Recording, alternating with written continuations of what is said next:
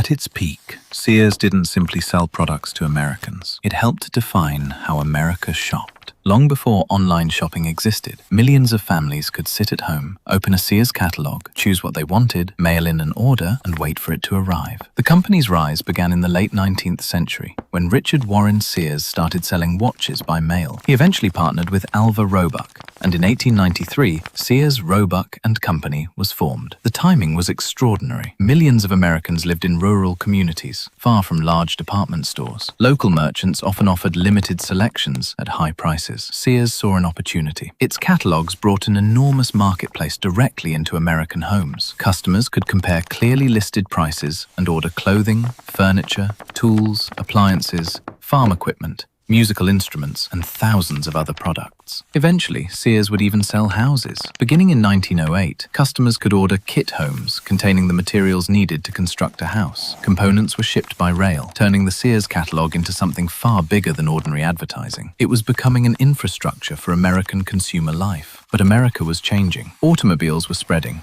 Cities and suburbs were growing. Customers increasingly wanted physical stores. Sears adapted. In 1925, the company opened its first retail store. More followed. Over the following decades, Sears became a familiar presence across the country. Its stores eventually anchored shopping centers and malls, while brands associated with Sears became fixtures in American households. Kenmore became associated with appliances. Craftsman became famous for tools. Sears wasn't merely selling merchandise anymore. It was building trust across generations. By the middle of the 20th century, the company had become one of America's retail giants, and Sears kept expanding beyond the department store. Its broader business empire included insurance, financial services, and real estate interests. Sears owned Allstate, and later helped launch the Discover credit card. Then came the ultimate symbol of its power. In 1973, the Sears Tower was completed in Chicago. Rising above the city, it became the tallest building in the world at the time. A retailer that began with mail-order watches now had its name attached to the world's tallest skyscraper. Think about that. Sears wasn't simply a successful retailer anymore.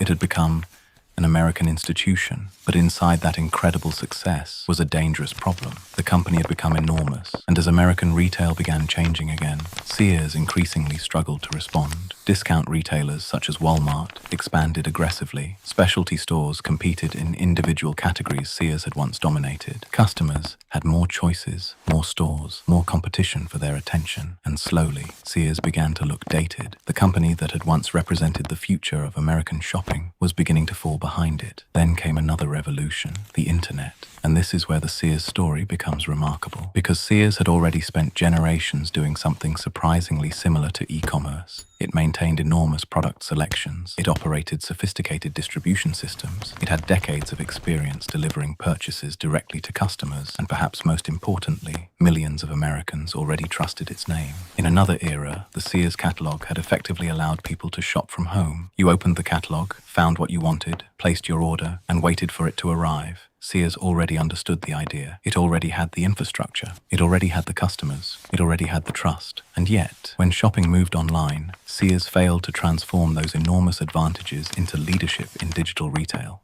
Sears didn't fail because it had never understood shopping from home. It failed after spending generations proving that shopping from home could work.